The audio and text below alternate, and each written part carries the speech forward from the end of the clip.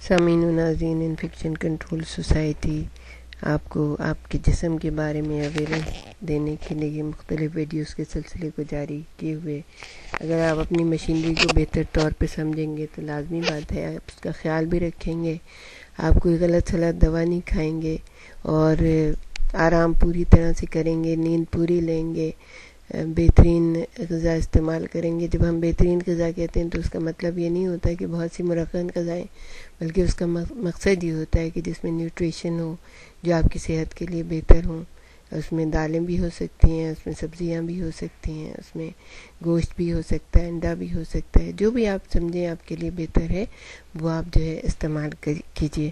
ہم ادویات کے بارے میں آپ سے تذکرہ کر رہے تھے، کون کون سی دوائیں جو ہیں وہ ہمیشہ ہمارے جیسے ملکوں میں لکھا ہوا ہوتا ہے کہ دواؤں کو بچوں کی پہنچ سے باہر رکھیں، تو حقیقت یہ ہے کہ پرانی دواؤں کو بڑوں کی پہنچ سے بھی باہر رکھنا چاہیے، اس لیے کہ بڑے لوگ بھی کبھی کبھار اس طرح کی باتیں کر جاتے ہیں کہ ذرا سی کوئی بیماری ہوئی اور اگر ادویات رکھی ہوئی ہیں گھر میں تو اٹھا کے انہوں نے اس کو لینا شروع کیا، اور بعض دفعہ بہت زیادہ نقصانات ہو جاتے ہیں۔ تو ہم آپ کو یہ بتانا چاہ رہے تھے کہ ادویات جو ہیں وہ زمانے حمل میں پریگننسی کے دوران آپ کو پتہ ہے کہ ادویات کا زیادہ استعمال جو ہے بالکل نہیں کرنا چاہیے۔ مغرب میں تو بہت ہی سلیکٹیو میڈیسنز ہوتی ہیں جو کہ دی جاتی ہیں، اور زیادہ تر کوشش یہ کی جاتی ہے کہ حاملہ خواتین کو کوئی بھی میڈیسن اس طرح سے یوز نہیں کرائی جائے۔ ہمارے جیسے ملکوں میں تو خیر اتنا زیادہ اس کا لحاظ نہیں رکھا جاتا۔ بہرحال 1960 تک یہ عقیدہ عام تھا کہ جو پلیسنٹا ہے وہ بچے کو ضرر رساں اشیاء سے تحفظ دیتا ہے، لیکن جب یورپ میں خاص دوا کے سبب سے المناک واقعات بلکہ حادثات رونما ہوئے تو اس عقیدے پر کاری ضرب لگی۔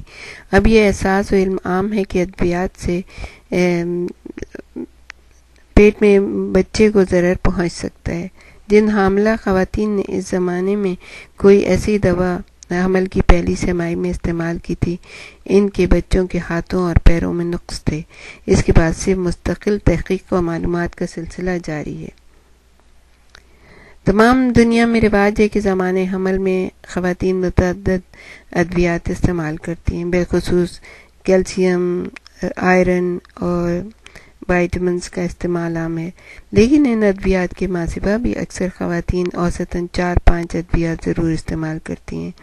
ان ادویات میں سے زیادہ تر بغیر ڈاکٹر کے مشورے اور نسخے کے استعمال کی جاتی ہیں، مثلاً درد دفع کرنے والی دوا ہے، اسپرین ہے، اس کے علاوہ جو کانسٹیپیشن کو دور کرنے والی ادویات ہیں ان کا استعمال بھی بہت عام ہے۔ بعض گھرانوں میں تمباکو نوشی کا رواج ہے جو حاملہ خواتین بھی کرتی ہیں۔ اب یہ متفق علیہ بات ہے کہ حاملہ خواتین جو چیز کھاتی یا پیتی ہیں وہ بچے تک پہنچ سکتی ہے۔ شراب نوشی کرنے والی حاملہ خواتین کی شراب بھی سے گزر کر بچے میں جمع ہونے لگتی ہے۔ حمل کی شروع کی سہ ماہی میں وہ نہایت اہم زمانہ ہے۔ اس زمانے میں بچے کے ہاتھ، پیر، دل، دماغ، دیگر اعضاء کی تشکیل ہوتی ہے۔ اس زمانے میں ادویہ کے استعمال سے انہی اعضاء جسم میں نقص پیدا ہو سکتے ہیں۔ احتیاط کا تقاضا یہ ہے کہ جیسے ہی آپ کو معلوم ہو کہ حمل ٹھہر گیا ہے یا امکان حمل ہے، جہاں تک ہو سکے ادویات سے پرہیز کیا جائے۔ صرف ان امراض کے لیے طبی مشورے سے ادویہ استعمال کی جائیں جن کو کھانا اشد ضروری ہے۔ اگر ان کو استعمال نہیں کریں گے تو مرض غالب آ جائے گا۔ مثلا اگر کسی کو ڈائبٹیز ہے یا ہائی بلڈ پریشر ہے یا دیگر کونا امراض کی دوائیں کہ ان امراض کی ادویہ ترک کرنے سے ماں اور بچے کو سخت نقصان پہنچ سکتا ہے۔ اسپرین ایک عام دوا ہے، اسے آخر زمانے حمل میں زیادہ استعمال کیا جائے تو ولادت مؤخر بھی ہو سکتی ہے۔ بچے اور ماں کے جسم سے خون کا بہاؤ بڑھ سکتا ہے، اس لیے اس سے احتیاط بہتر ہے۔ کانسٹیپیشن بھی حمل کے زمانے میں پریگننسی کے زمانے میں عام شکایت ہے۔ اس کو عام اگر کوئی دوا اس قسم کی ہے تو اس سے کوئی نقصان نہیں پہنچتا، پھر بھی ادویات کے استعمال سے زیادہ بہتر ہے کہ مناسب ورزش کریں، خوب پانی پئیں، پپیتا یا پرون یا آلو بخارا ریشے والی غذائیں یعنی بغیر چھنا آٹا، کچی ترکاریاں، تازہ پھل وغیرہ استعمال کیے جائیں۔ پیرافین اور کیسٹر آئل کو استعمال نہیں کیا جائے، ان کی وجہ سے ضروری اور مقوی اشیاء غذا جذب نہیں ہوتی اور خارج ہو جاتی۔ حاملہ خواتین میں سوء ہضم اکثر ہوتا ہے، یعنی چیزیں ہضم نہیں ہوتی، جس کے لیے مانع تیزاب ادویات استعمال ہوتی ہیں جو بچے کو ضرر نہیں پہنچاتی، لیکن اس طرح کی اکثر ادویات میں سوڈیم یعنی نمک زیادہ ہوتا ہے، جس کی وجہ سے جسم میں پانی کی کثیر مقدار جمع ہو جاتی ہے، چہرہ پھولا پھولا معلوم ہوتا ہے۔ جن خواتین کو ہائی بلڈ پریشر ہے، ان کے لیے سوڈیم یا نمک مضر ہو سکتا ہے۔ گو جن خواتین کا بلڈ پریشر درست ہے اور وہ ڈاکٹر کی زیر ہدایت گاہے گاہے اس طرح کی دوا لے سکتی ہیں۔ اکثر حاملہ خواتین کو صبح کے وقت جیسے وامٹ فیل ہوتی ہے، اس کے ازالے کے صرف وہی طریقے اور ادویہ استعمال کی جائیں جو مستند ڈاکٹر نے تجویز کیے ہیں۔ اکثر اس تکلیف کے ازالے کے لیے اینٹی ہسٹامین دوا دی جاتی ہے۔